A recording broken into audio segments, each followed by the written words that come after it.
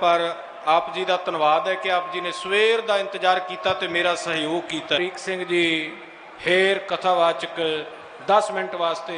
वाहिगुरु जी का खालसा वाहिगुरु जी की फतेह। एक ओंकार सतनाम करता पुरख निर्भय निर्वैर अकाल मूरत आजूनी सैभं गुर प्रसाद जप आद सच जुगाद सच है पे सच नानक होसी भी सच।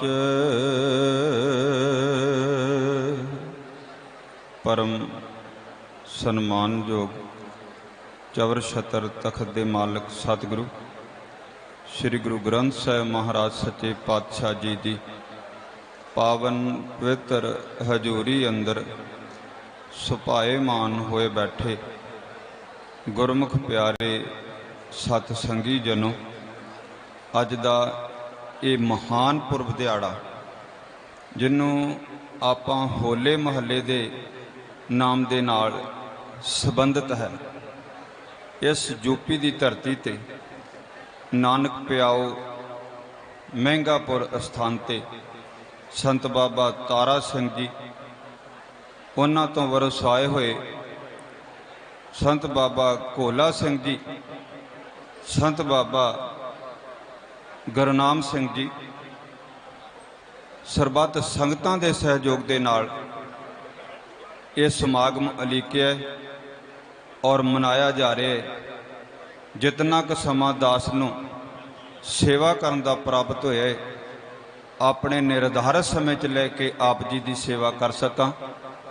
आप बख्शो आशीष और दास की हाजरी अपनी हाजरी गुरु चरनां विच लवाउंदे होए जिहड़ा कि सिक्खी दा सच्चा और सुच्चा असूल है, कोई रसना विरवी ना रहे।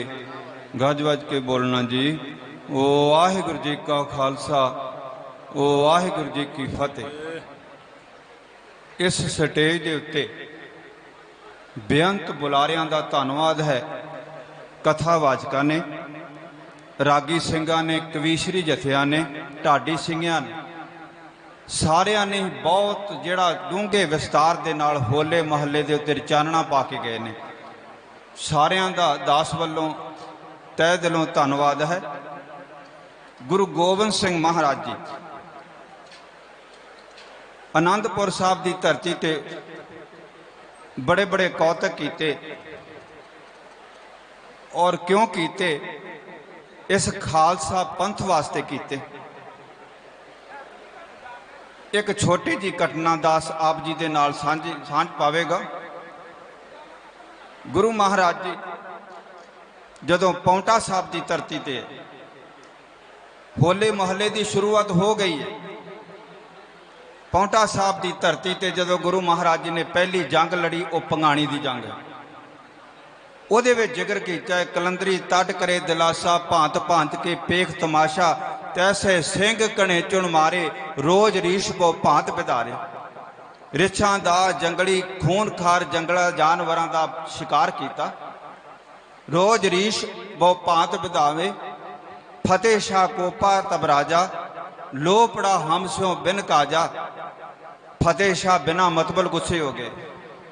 गुरु महाराज जी के वास्ते जंग करने वास्ते तैयार है। फतेह शाह की लड़की वास्ते गुरु महाराज जी ने 1.25 लाख का तंबोल भी घलाया है। ज़्यादा दास विस्तार में नहीं। तंबोल भीमचंद के कहण ते वापस करता है और गुरु महाराज जी के वास्ते जंग करने वास्ते तैयार होता है। गुरु महाराज जी की उम्र उदों तकरीबन 22 साल की है। वंगार के गया है मैं ये जंग जिहड़ी ये जित के जानी है, पहली जंग मैं ये लड़नी है।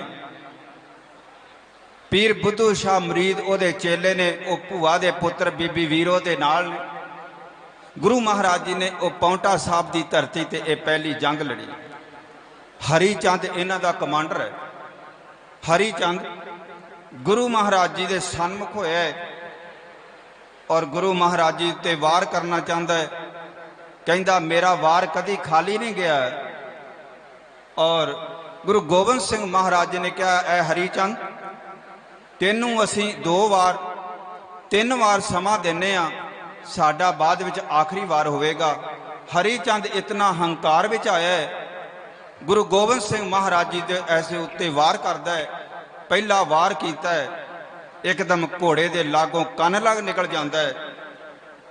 दूसरा फिर मौका गुरु महाराज जी देंदे है। दूसरा वार करदा है, गुरु महाराज जी दे दमाले तो निकल जाता है। तीसरा वार करदा है।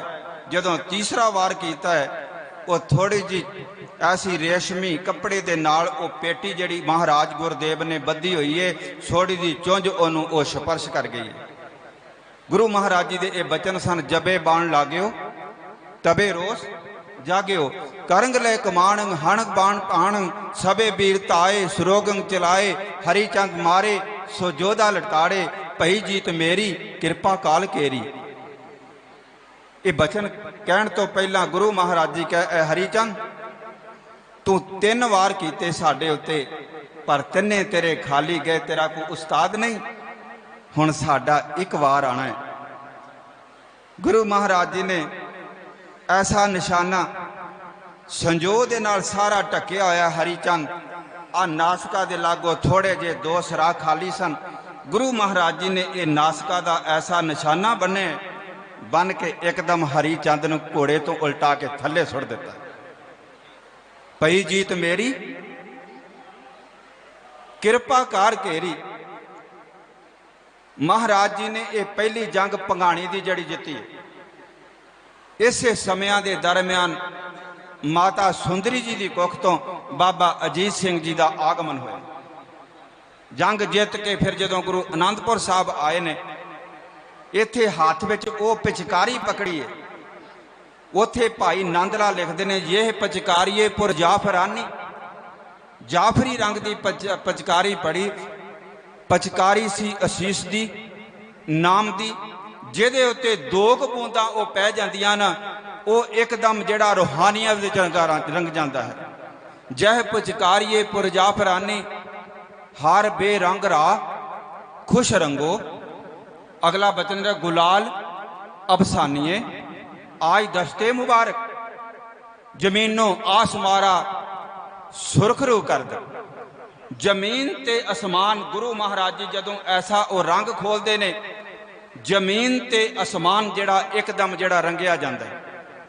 इन्हां समयां दे दरम्यान गुरु महाराज जी ने जिन्हां नीच जात कहते सन, जिन्हां शूद्र कहते सन, उन्होंने गुरु महाराज जी के अमर की दात बख्शिश की है। जाकी जात गोत कुल नाही, सरदारी ना पई किदाही, इन्हीं को सरदार बनाऊं, तबे गोबिंद सिंह नाम कहाऊं। अगला वचन कीता है, इन गरीब सिंगन को द्यो पातशाही, याद करे हमरी गुरियाई। ये ब्याह करन के ते याद करया करनगे, गुरु महाराज जी ने साडे उत्ते बहुत बख्शिशां कीती। ये गुरु महाराज जी ने इत्थे घेरे भी पे, दास को इतना समा नहीं है। गुरु ग्रंथ साहिब महाराज जी का कुछ बचन पै के दास खिमा दा जाजक होवे। आज्ञा पई अकाल की तबे चलायो पंथ, सब सिखन को हुक्म है गुरु मान्यो ग्रंथ। उस नादेड़ की धरती ते गुरु महाराज जी जो अंतला समा आउंदा है, उदों संगत ऐसी बैठी सी। महाराज नो पुछदी है, बचन कीता, इस संगत कह रही है महाराज, इस संगत का की बनेगा, की ख्याल। गुरु महाराज ने बचन किया, ग्रंथ है गुरु लड़ पकड़ो अकाल, ग्रंथ है गुरु लड़ पकड़ो आकार। अगला बचन किया सी, आपस विच प्यार रखना। पंथ दे वादे नूं लोचना, जरा ध्यान देना, आपस विच प्यार रखना, वो गल कुछ जा रही है। आपस विच प्यार रखना, पंथ दे वादे नूं लोचना, आग्या गुरु ग्रंथ की, करनी शब्द की खोजना। गुरु महाराज जी ने यह बचन नादेड़ साहब की धरती ते कीता। गुरु महाराज जी ने इस सिख कौम के उत्ते सब कुछ पूरा परिवार जिहड़ा है वो वार दिता है।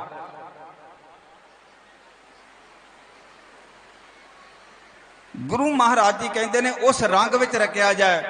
जदों गुरु नानक पातशाह का वेला है, उन्होंने बचन किए सन, ए तन माया पाया प्यारे, लीतड़ा लब रंगाए, मेरे कंत न पावे चोलड़ा प्यारे, क्यों तन सहजे जाए। रहाओ दियां पंक्तियां विच अगे बचन किया, काया रंगण जे थी पैर रंगण, मैंने रंग नहीं है। ओदा मतलब है जिस तरह ललारी कपड़ा रंगदा है, वो ललारी जिस तरह कपड़ा रंगदा है, ओदे विच अपने ऐसी सुरत नूं शब्द विच रंग ले। काया रंगण जे थी पारे, पाइए नाउ मजीठ, रंगण वाला जे रंगे साहब, ऐसा रंग ना डीठ। आखिरी बचन कह रहे हैं, जिनके चोले रतड़े प्यारे, उस नाम विच रते गए ने। जिनके चोले रतड़े प्यारे, कंत तिन्ना के पास, तोड़ तना की जे मिले जी, कहो नानक की अरदास। उन्हां उत्ते महान बख्शिश हुंदी है। ते गुरु महाराज जी ने यही बचन कीते ने कि तू उस मूल मंत्र नूं ना विसारी, उस गुर मंत्र नूं ना विसाई। धन सो कागद कलम धन, धन भांडा धन मस मैंने शाही है। धन भांडा धन मस, धन लिखारी नानका, जिन नाम लिखाया सच आपे पट्टी, कलम आप ऊपर लेख पी तू, इको कहिए नानका दूजा काहे, तू दूजा काहे सिमरिए जमे ते मर जाए, इको सिमरो नानका जो जल थल रिया समाए। उस शब्द में सुरत नूं आपां मिलाना है। बेअंत भुल्लां होईयां ने। जितना क मेरे वीर महताब सिंह जी भिंडर साहब, इन्हां ने बेनती कीती सी, सानू हुक्म लगाया सी कि तुसीं इस स्टेज ते भावें 2-4 ही बचन कहने, क्योंकि कोई भी जिहड़े बचन हुंदे ने उस समय विच हुंदे ने। इतनी की सेवा प्रवान करनी। गुरु महाराज जी दी एक जुगती दे नाल आपां फिर फतेह दी सांझ पाईए।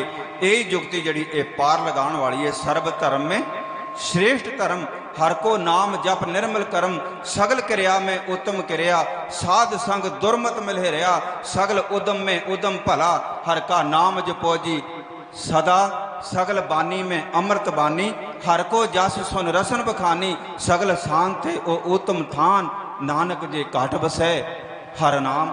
घट मैंने शरीर है, जिहदे अंदर उस नाम का वासा हो जाता है, वही भगत बन जाता है, वही संत बन जाता है। कहते ने 10,000 संगत का इकट्ठ होवे तां एक जग्यासू हुंदा है। 10,000 जग्यासू का इकट्ठ होवे, जिन्हों जाग आ गई है, फिर एक भगत हुंदा है। भगत जानी कि साध हुंदा है, तुर पिया है। और 10,000 उस भगत साधु का इकट्ठ है, तो फिर गुरु की संगत एक संत होया करता है। वो जड़ी पदवी बाबा घोला सिंह जी, जथेदार बाबा गुरनाम सिंह जी, उन्होंने प्राप्त हुई है। आओ इस जुगती के नाल 5 वारी जरूर रसना पवित्र करके फिर फतेह की सांझ फतेह विच पाउणी है। बड़े प्यार नाल बोलना जी। ओ वाहे गुरु वाहे गुरु। सारी संगत वाहे गुरु वाहे गुरु।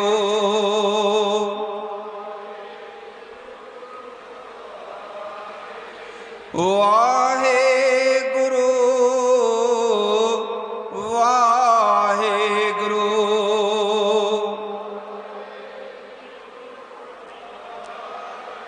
वाहे गुरु वाहे गुरु।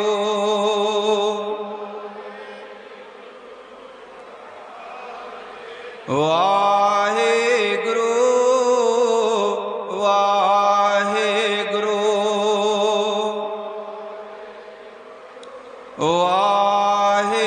ਗੁਰੂ ਬਸ ਇਹੋ ਜੁਗਤੀ ਜਿਹੜੀ ਭਵ ਸਾਗਰ ਪਾਰ ਕਰਨ ਵਾਲੀ ਏ, ਇਹ ਲੋਕ ਸੁਖੀਏ ਪਰ ਲੋਕ ਸੁਹੇਲੇ।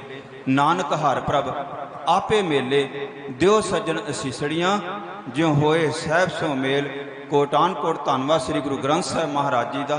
ਪਰਮਹੰਸਾਂ ਦੇ ਸਮਾਨ ਸਰੋਤੇ ਜਨ ਬੈਠੇ ਹੋਏ ਨੇ, ਬਹੁਤ ਬਹੁਤ ਧੰਨਵਾਦ ਹੈ। ਭਿੰਡਰ ਜੀ ਦਾ ਵੀ ਬਹੁਤ ਬਹੁਤ ਧੰਨਵਾਦ ਹੈ, ਕਿਉਂਕਿ ਇਹ ਵਿਚਾਰੇ ਕੀ ਕਰਨ, ਜਥੇ ਜਦੋਂ ਬੁਲਾਰੇ ਜ਼ਿਆਦਾ ਹੁੰਦੇ ਨੇ ਸਾਰਿਆਂ ਨੂੰ ਬੜੇ ਸਮੇਂ ਦੇ ਨਾਲ ਚਲਾਉਂਦੇ ਨੇ। ਇਹ ਬਹੁਤ ਹੀ ਸਟੇਜ ਨੂੰ ਢੰਗ ਨਾਲ ਇਹਨਾਂ ਨੇ ਚਲਾਇਆ ਹੈ, ਇਹਨਾਂ ਦਾ ਵੀ ਧੰਨਵਾਦ ਹੈ। ਸਟੇਜ ਤੇ ਬੈਠੇ ਬੇਅੰਤ ਸਾਧੂ ਜਨ ਸੰਤ ਜਨ ਬੈਠੇ ਨੇ, ਸਾਰਿਆਂ ਦੀ ਤਹਿ ਦਿਲੋਂ ਬਹੁਤ ਬਹੁਤ ਧੰਨਵਾਦ ਹੈ। ਦਿੱਤਾ ਹੋਇਆ ਮਾਣ ਗੁਰੂ ਮਹਾਰਾਜ ਜੀ ਇੱਕ ਤੋਂ ਅਨੇਕ ਕਰਨ। ਗੱਜ ਵੱਜ ਕੇ ਬੋਲਣਾ ਜੀ। ਵਾਹਿਗੁਰੂ ਜੀ ਕਾ ਖਾਲਸਾ, ਵਾਹਿਗੁਰੂ ਜੀ ਕੀ ਫਤਿਹ। ਵਾਹਿਗੁਰੂ ਜੀ ਕਾ ਖਾਲਸਾ, ਵਾਹਿਗੁਰੂ ਜੀ ਕੀ ਫਤਿਹ। ਇਹ ਸਨ ਸਤਿਕਾਰਯੋਗ ਗਿਆਨੀ ਅਮਰੀਕ ਸਿੰਘ ਜੀ ਹੀਰਾਂ ਵਾਲੇ। ਸਤਿਕਾਰਯੋਗ ਸਾਧ ਸੰਗਤ ਜੀ।